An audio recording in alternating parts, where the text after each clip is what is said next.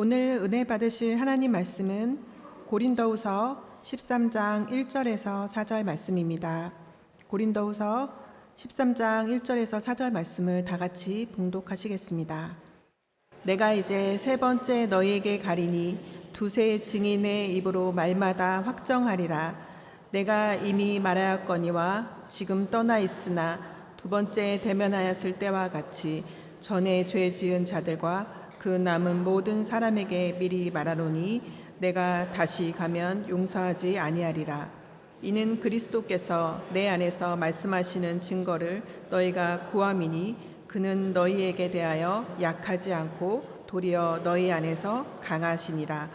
그리스도께서 약하심으로 십자가에 못 박히셨으나 하나님의 능력으로 살아계시니 우리도 그 안에서 약하나 너희에게 대하여 하나님의 능력으로 그와 함께 살리라. 아멘. 말씀의 제목을 함께 따라해 주시길 바랍니다. 약함에서 나오는 강함. 약함에서 나오는 강함. 제가 미국에서 이민 목회할 때 그 교회 이름이 오마하 순복음 교회였어요. 저는 거기에서 만 6년 그리고 7년 정도 사역을 하다가 2019년에 한국으로 귀임하게 되었습니다. 그런데 제가 오마하 순복음교회 1대 목사가 아니라 저는 오마하 순복음교회 7대 목사였어요. 근데 6대 목사님은 저보다 한참 먼저 미국에 가셨고 또 미국에서 그 오마하 순복음교회를 저는 7년 섬겼는데 그 목사님은 몇 년을 섬겼느냐? 18년을 섬기셨어요. 한 교회에서 18년 동안 미국에서 목회한다라는 것은요, 이거 대단한 겁니다. 왜냐하면요, 한국 교회보다 이민 교회가 10배가 힘들다 그래요. 그런데 그 10배가 힘든 이민 교회에서 18년 동안 안 쫓겨나가고 목회할 수 있었다는 굉장한 카리스마와 헌신과 충성이 있었다라는 뜻이겠죠. 그런데 그분은 강력한 리더십이 있었고 카리스마도 있었거든요. 그런데 제가 그분의 후임으로 가서 이제 목회를 하면서 전임자와 후임자에 대한 비교가 생기기 시작했어요. 저는 성도들의 의견을 물어보고 제가 양보할 수 있는 것들은 양보하면서 저는 목회를 이끌어 갔는데 저의 그런 목회 스타일을 좋아하는 성도님들이 계신가는 반면에 전임 목사님처럼 강하게 나를 따라라 하시는 그런 스타일을 좋아하는 성도님들도 많았어요. 예를 들면 제가 이제 2013년도에 오마하로 갔는데 그 오마하 순복음교회 갔을 때 성도가 약 한 30여 분밖에 안 됐거든요. 그런데 제가 있던 그 교회가 한 150에서 200명 들어가는 성전이에요. 그런데 30명이 뜨문뜨문 이렇게 퍼져서 앉아보세요. 그러면은 그게 목회자가 보기에 별로 좋지 않아 보이거든요. 근데 전임 목사님은요, 아침에 딱 가셔갖고 예배 시간에 딱 갔는데 다른 사람들이 막 흩어져 앉아있고 뒤부터 앉아있잖아요. 그러면 전부 다 이렇게 서서 다 앞자리로 오세요 그래요. 근데 저는요, 아무데나 앉으세요 이렇게 얘기를 했어요. 그리고 예배 시간에 전임 목사님은요, 아멘 안 하면 아멘 큰 소리로 하라고 뭐라 하셨어요. 근데 저는 아멘 안 해도 아무 소리 안 했어요. 그리고 예배가 마치면은 온 성도님들이 식사를 하시는데 식사하러 내려가면은요, 밑에 이제 식당이 있는데 교회 성전 바로 밑에 식당이 있는데 식당에 내려가면은 성도님들이 밥 숟가락을 안 들고 있어요. 왜냐? 목사님이 내려오셔서 기도하고 숟가락 들기 전까지는 아무도 숟가락을 안 들어요. 근데 저는 성도님들이랑 인사하다가 제일 늦게 내려가니까 먼저 가신 분들 식판에 밥을 다 떠가지고 각자 기도하고 드세요 그랬어요. 달라도 너무 다르죠. 그러니까 하루는 어떤 성도님이 저한테 와서 이렇게 얘기합니다. 목사님 좀 강하게 해주세요. 우리가 잘못하면은 전임 목사님처럼 좀 혼도 좀 내주시고요. 저는 혼낸 적이 별로 없어요. 여러분들도 제가 유약하고 리더십이 없는 목사로 보이십니까? 무엇이 여러분 강력한 리더십입니까? 조선 600년 유교 역사가 뿌리 내려 있는 이 한국은요, 교회 안에도 장유유서의 사상이 있는 것 같습니다. 특별히 목회자를 영적인 아버지라고 생각하기도 하고, 특별히 목사님의 말씀을 하나님의 말씀이라고 생각해서 무조건 복종해야 된다라고 생각하기도 합니다. 오늘 제가 갑자기 여러분들 다 일어나서 이 앞자리부터 채우세요 라고 한다면 여러분들은 어떻게 생각하시겠습니까? 목사님이 갑자기 왜 저래, 뭐 잘못 드셨나? 이렇게 생각하실 수도 있을 것 같습니다. 그런데 제가 강력한 리더십을 발휘해서 이렇게 말 안 듣고 제자리에 계속 앉아 계시다면 이렇게 얘기해야 합니다. 목회자가 시키면 시키는 대로 하세요. 이렇게 얘기를 해야 되는 겁니다. 제가 강력한 리더십을 발휘하지 못한다라고 저를 우습게 여기고 저의 말에 대해서 반대 의사를 표현할 때에 갑자기 제가 돌변해서 목회자가 시키면 시키는 대로 하세요라고 한다면 뭐가 잘못되어도 단단히 잘못된 것 아닙니까? 사람이 일관성이 있어야죠. 제가 누군지 아십니까? 주의 종이에요. 주의 종의 말을 거슬리면은 잘 되는 것을 내가 본 적이 없어요. 자식도 잘못될 수 있고 사업이 잘못될 수도 있고, 그러니까 정말 축복받고 싶으면 그냥 순종하세요. 이런 말이 한국교회 성도님들은 그냥 수긍하고 따랐던 익숙한 말인 것 같습니다. 특히 강력하게 자신을 인도해 주기를 원하는 성도님들이 더 많은 것 같아요. 오늘 본문은 고린도후서에 등장하는 바울의 이야기인데, 바울이 세운 고린도 교회에 예루살렘에서 온 거짓 교사들이 막 선동을 했거든요. 그랬더니 그 선동에 넘어간 성도들 중에 바울을 욕하는 사람도 있었고, 바울파, 게바파, 아볼로파, 이렇게 파가 나눠져서 교회를 깨트리고 갈등을 일으켰던 교인들이 많이 생겼어요. 그래서 그 교인들을 향해서 사도 바울은 편지를 썼고, 그리고 편지를 읽은 교인들이 회개한다고 했을 때 사도 바울은 용납하고 용서하고 받아주라고 합니다. 그게 고린도후서 2장 7절 8절 말씀입니다.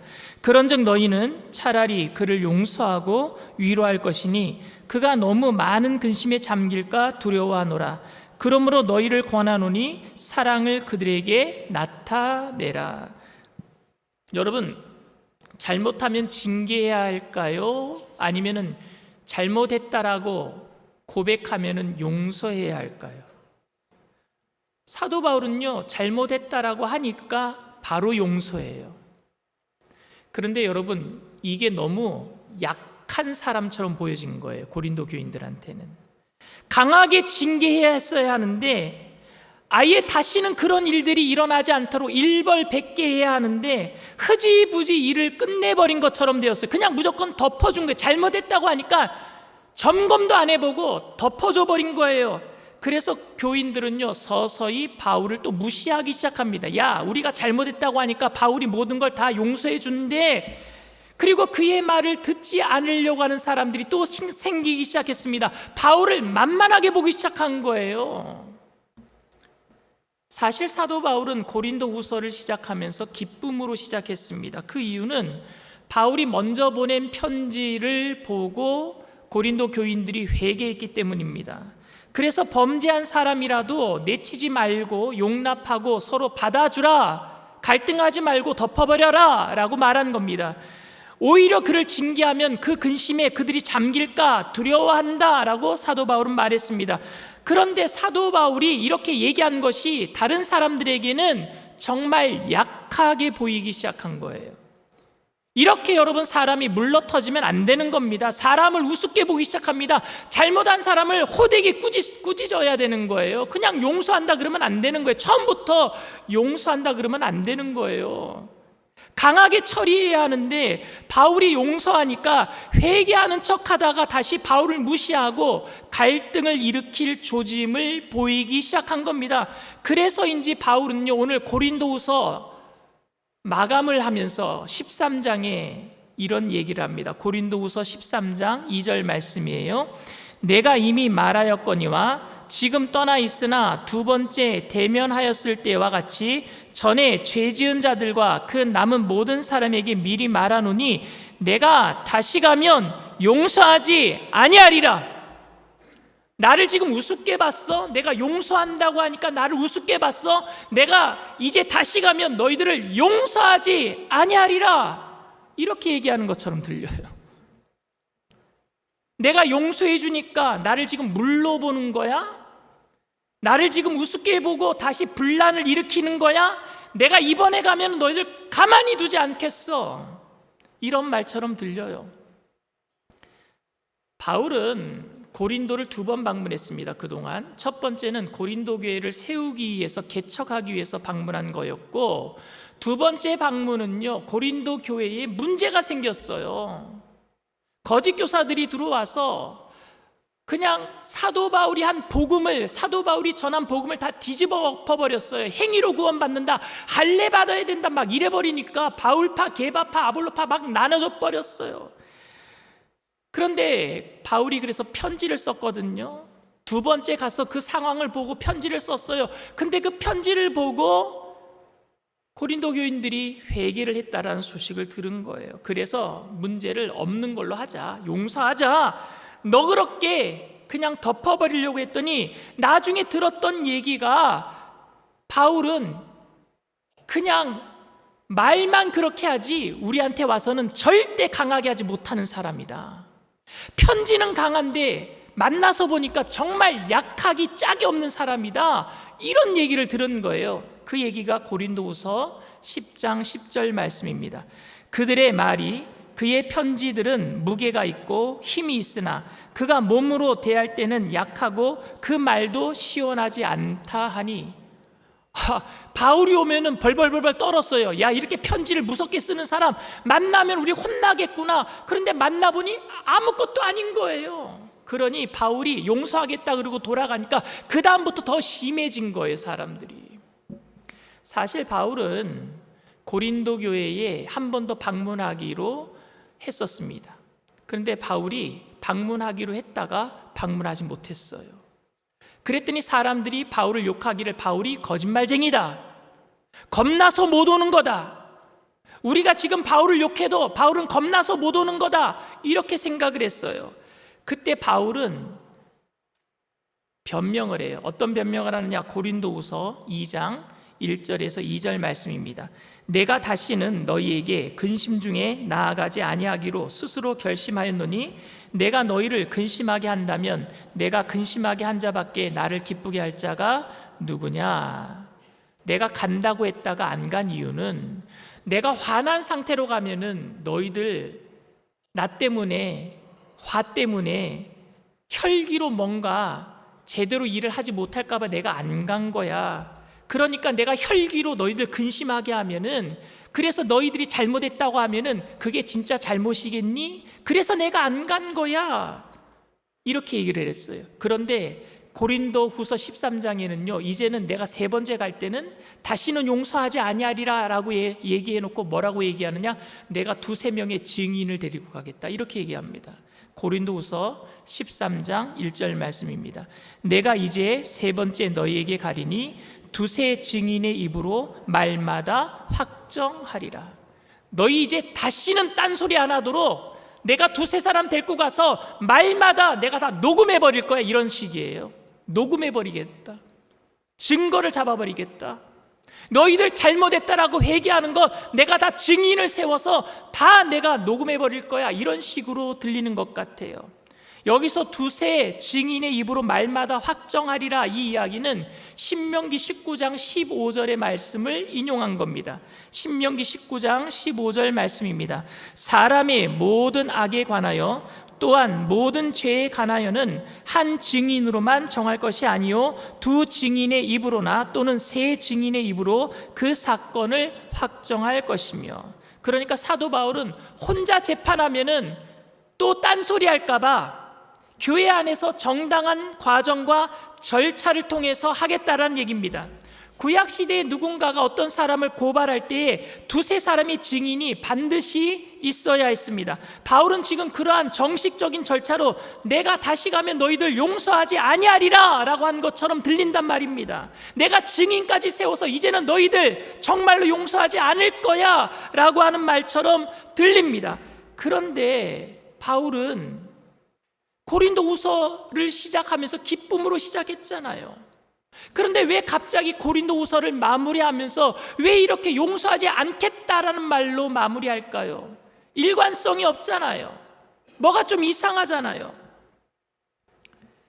회개하는 사람 중에는 여러분, 다시는 그런 짓 하지 않겠습니다라고 했음에도 불구하고 마음 한구석에는 내가 힘에 눌려서 회개한 거지, 맞을까 봐 겁나서 회개한 거지, 그러니까 섭섭함과 못마땅함이 남아있어서 계속 문제를 일으킬 가능성이 있습니다. 왜? 힘만 가지면은요. 그 사람 힘이 빠지기만 하면은요.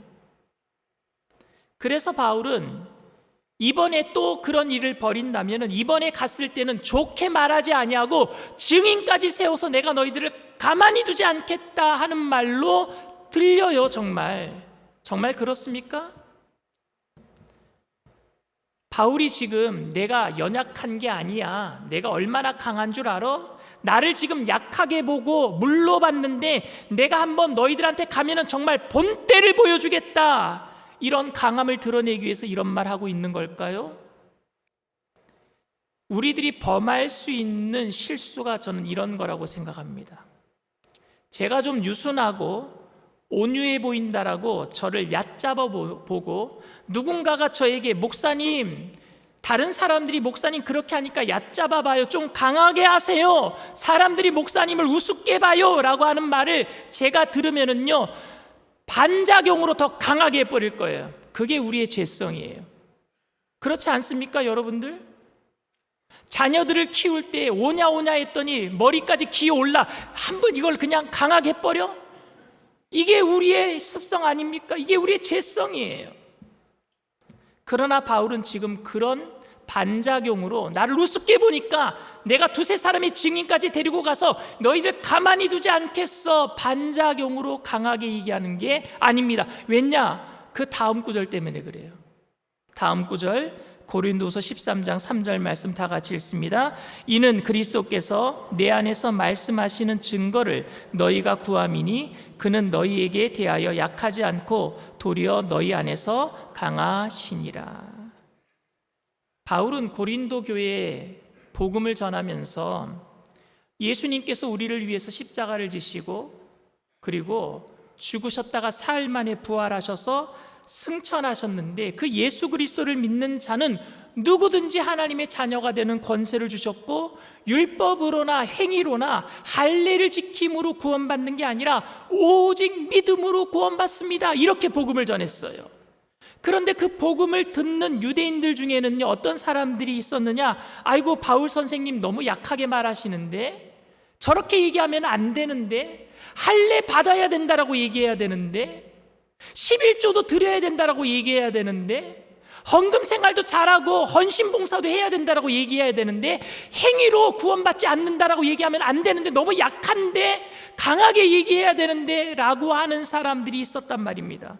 그런데 예루살렘에서 온 사도라고 하는 사람들, 사도의 추천서를 받았다라고 하는 거짓 교사들이 들어와서 행위를 강조하는 거예요. 할례를 받아야 된다, 헌금 생활 잘해야 된다, 열심으로 헌신 봉사해야 된다 라고 얘기하니까 바울이 전한 복음이 너무 약하게 들린 거예요. 그렇지, 복음이 이렇게 강력해야지, 행위로 뭔가 해야 되지, 나도 뭔가 해야 되지.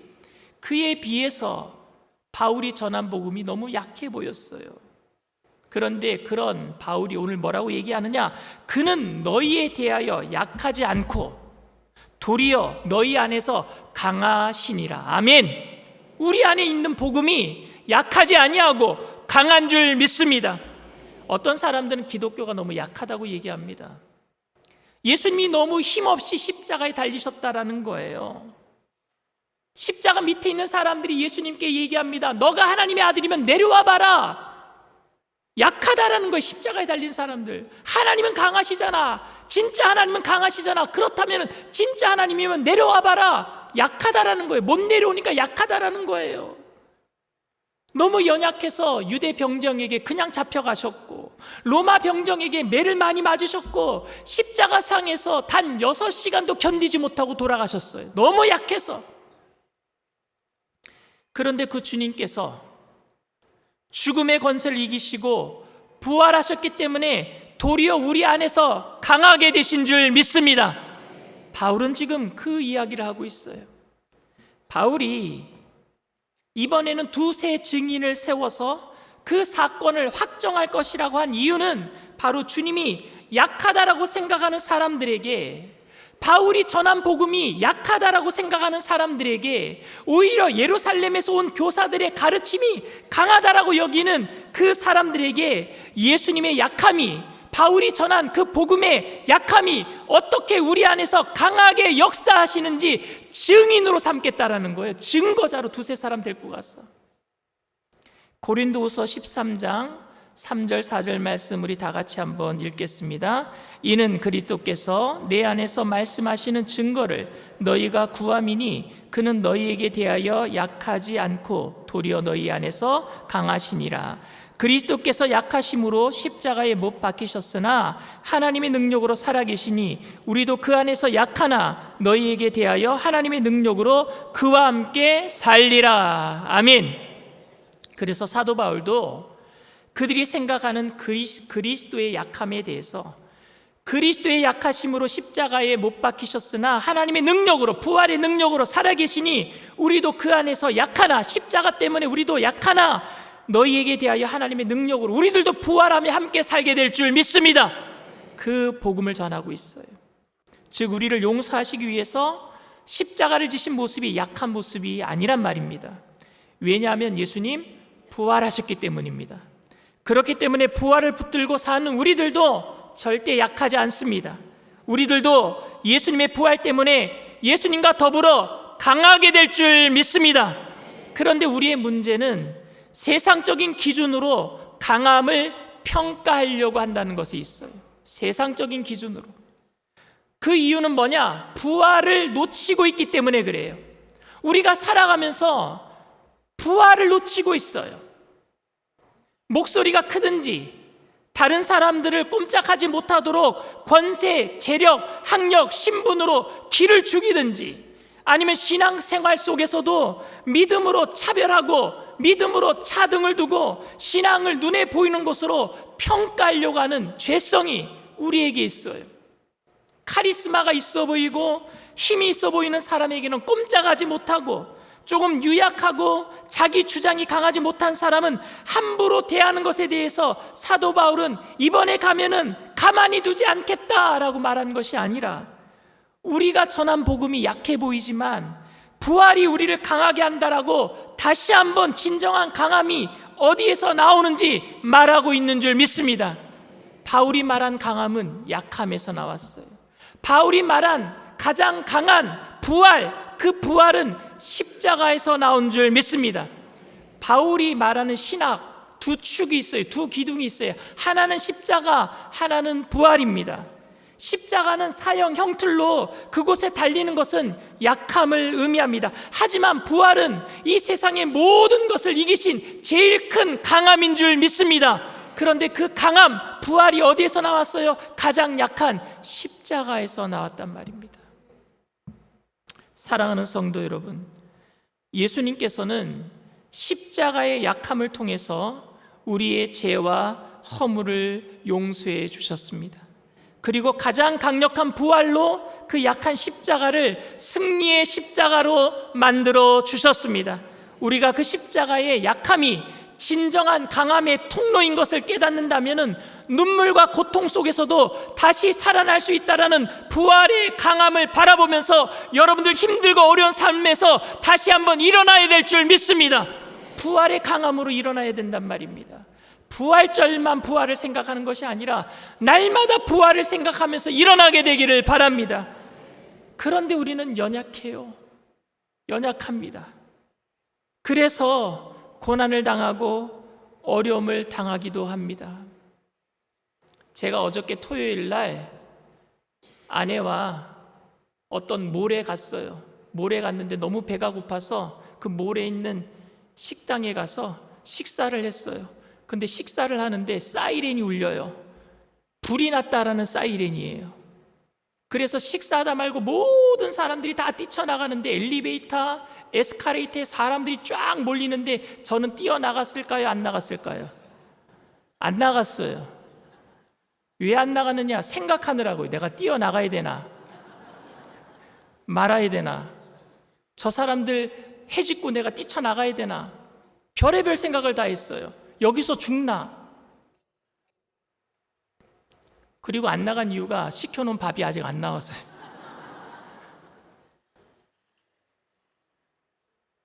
우리의 연약함이 그 사이렌 소리 하나에도 죽음을 생각할 정도로 너무 연약해요.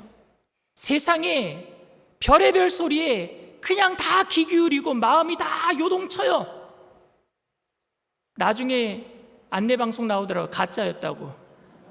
잘못된 오류방송이었다고. 근데 그 오류방송 하나에도 모든 사람들은요 다 마음이 흔들려요. 저뿐만이 아니라 모든 사람들이. 그럼에도 불구하고, 그렇게 연약함에도 불구하고 그래도 우리가 담대할 수 있습니다라는 이유가 어디 있습니까? 내가 담대할 이유가 어디 있습니까? 그것은 우리가 다시 살기 때문인 줄 믿습니다. 우리는 부활할 것이고 하나님 앞에 다시 서게 될 줄 믿습니다. 그래서 우리는 십자가를 부끄러워하지 않습니다. 그래서 우리는 약함을 부끄러워하지 않습니다. 죄인의 형틀, 사람들을 죽이는 십자가가 우리는 부끄럽지 않아요. 왜냐? 예수님이 이렇게 말씀하셨어요. 너희가 나를 따라오려거든 자기를 부인하고 자기 십자가를 지고 나를 따를 것이니라. 그 십자가가 부활로 가는 강음인 줄 믿습니다.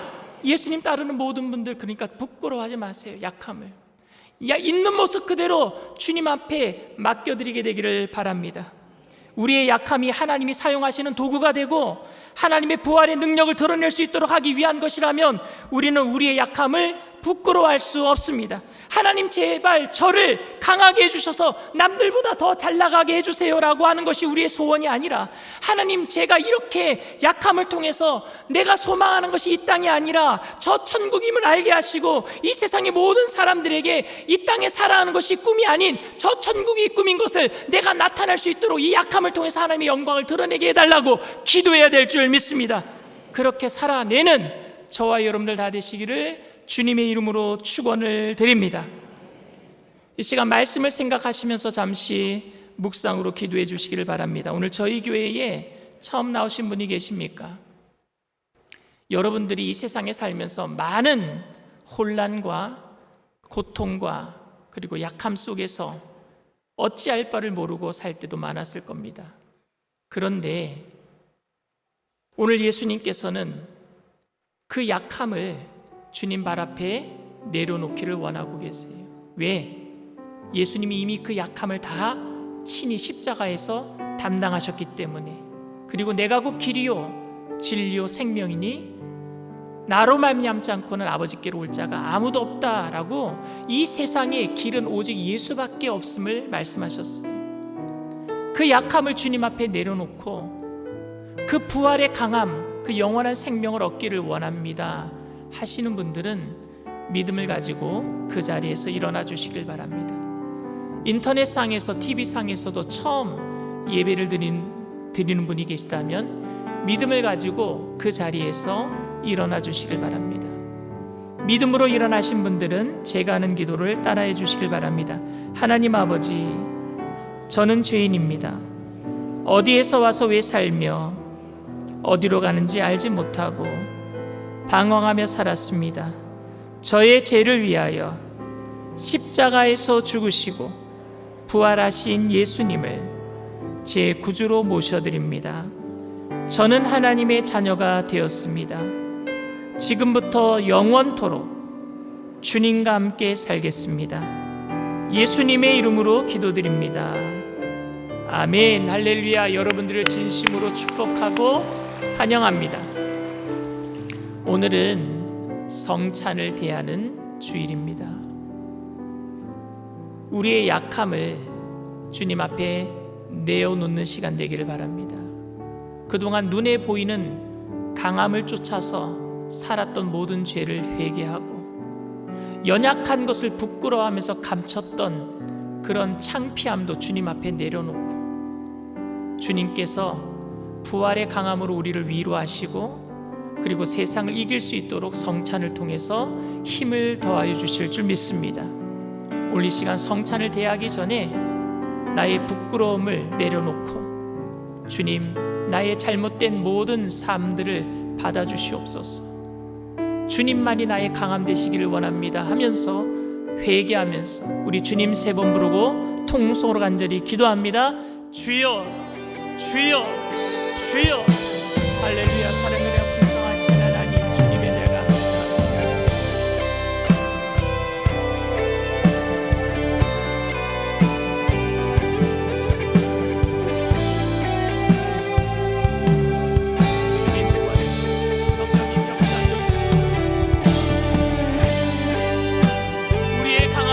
주님 앞에 나의 연약한 모든 것들을 내려놓고 성찬을 통하여서 주님이 내 안에, 내가 주님 안에 거하게 하시옵소서.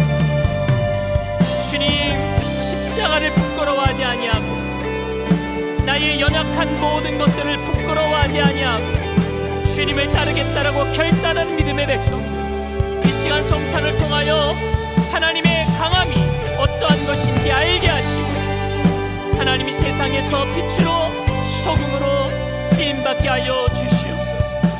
주님께서 우리의 그 영원한 강함이 되심을 아는 귀한 시간 될 수 있도록 역사하여 주시옵소서. 주님 도와주시옵소서. 주님 역사하여 주시옵소서. 감사드리며 예수님의 이름으로 기도드리옵나이다. 아멘. 내가 너희에게 전한 것은 주께 받은 것이니 곧 주 예수께서 잡히시던 밤에 떡을 가지사 축사하시고 떼어 이르시되 이것은 너희를 위하는 내 몸이니 이것을 행하여 나를 기념하라 하시고 식후에 또한 그와 같이 잔을 가지시고 이르시되 이 잔은 내 피로 세운 새 언약이니 이것을 행하여 마실 때마다 나를 기념하라 하셨으니 너희가 이 떡을 먹으며 이 잔을 마실 때마다 주의 죽으심을 그가 오실 때까지 전하는 것이니라. 그러므로 누구든지 주의 떡이나 잔을 합당하지 않게 먹고 마시는 자는 주의 몸과 피에 대하여 죄를 짓는 것이니라. 사람이 자기를 살피고 그 후에야 이 떡을 먹고 이 잔을 마실지니 주의 몸을 분별하지 못하고 먹고 마시는 자는 자기의 죄를 먹고 마시는 것이니라. 사랑과 은혜가 풍성하신 좋으신 하나님 아버지, 우리의 창피함, 부끄러움을 주님 앞에 다 토로하고 내려놓고 하나님 있는 모습 그대로 주님 앞에 나왔사오니 이 시간 아버지 하나님 우리를 받아 주시옵소서. 십자가를 개의치 아니하시고 우리를 위해서 지어주셨던 예수님 따라서 나도 나의 십자가 지고 주님 따르겠다라고 결단한 믿음의 백성들, 성찬을 통해서 주님이 내 안에, 내가 주님 안에 거하게 되는 것 체험하게 하여 주시옵시고 부활의 강함으로 다시 한번 일어나게 하여 주시옵소서. 그래서 이 세상 가운데 주님의 영광을 드러내게 하여 주시옵소서. 이 성찬을 통해서 주님만이 우리의 주인 되심을 고백하는 귀한 시간 되게 하여 주시옵소서. 감사드리며 예수님의 이름으로 기도드리옵나이다. 아멘. 성찬은 예수님께서 직접 만드신 예식이에요. 예수를 믿는 누구든지 어떤 분이든지 이 성찬에 참여할 수 있습니다. 오늘 여러분들에게 먼저 돌아가는 떡을 드실 때 기도하시고 드시고, 그리고 잔이 올 때 기도하시고 잔을 드실 때에 그냥 떡이 아니라, 그냥 포도주가 아니라 예수님의 찢기신 몸, 흘리신 피로 우리에게 영원한 생명을 주시는 강한 부활의 능력으로 우리 안에 역사하여 주실 줄 믿습니다. 우리 주보열 찬양하시면서 모두 다 성찬에 참여하시겠습니다.